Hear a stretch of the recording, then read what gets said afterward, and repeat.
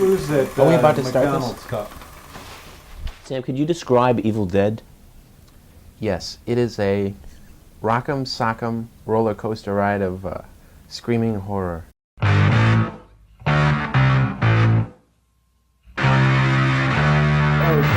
sound 801. Okay, ready? Big scare.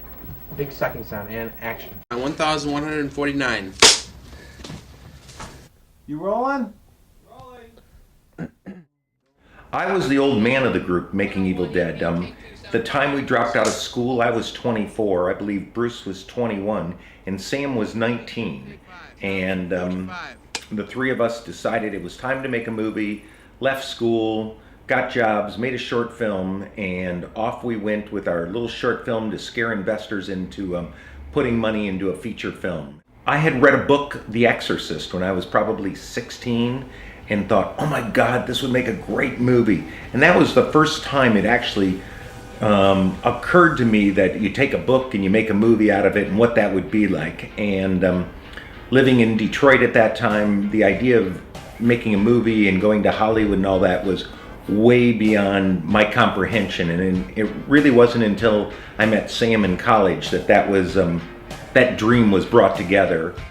One of the great things about filmmaking is that it's collaborative, and having Sam and Bruce as a partner through Evil Dead and then through our careers in various ways has filled in and allowed us to grow in ways we never could have understood. So we worked together, and then we kind of went apart, and Sam and I worked on something, and then Bruce and I worked on something, then Sam's younger brother Ted and I and Bruce worked on things.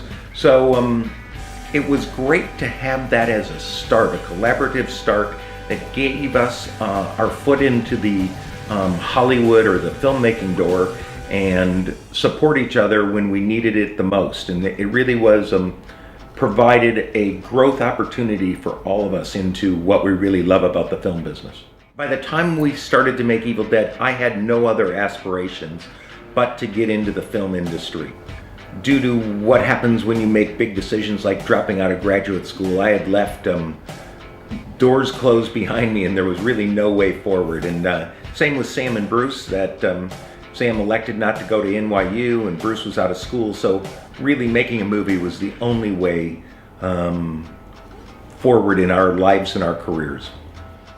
We decided after some research that there's always a market for low-budget horror films. We didn't need a known cast, we didn't need a big budget, just needed a camera. And Sam had seen Carrie, and he was a huge fan of that. We had seen the Texas Chainsaw at the Midnight Movies at campus at Michigan State, where we went to school. And we kind of liked horror. Then I dragged Sam to go see a movie, Halloween. We saw it in an empty theater. Sam and I were the only ones there. And I walked out and said, Sam, you can make a better movie than that, come on. And he said, I don't know, I think it was pretty good. Then he went to see his girlfriend that weekend down at the University of Michigan, a different school about an hour away. And he went and saw Halloween play in a packed audience with hundreds of people, and they went insane. And he said, oh, I can't make a movie that good, but yeah, let's do a horror film. So that was kind of the commitments. The original Evil Dead was scorned by many and loved by few, but one of those few was Stephen King, who gave us a very good review, and he was at the top of his game as a horror writer. And we were able to use that review along with the distributors to create a campaign. But many reviewers and some of the big newspapers wrote, this is not the kind of movie we need, this is not what people should be watching, this is not what kids should be seeing. The Catholic Church gave us a C rating, condemned. So that was kind of a high point in some regard for me.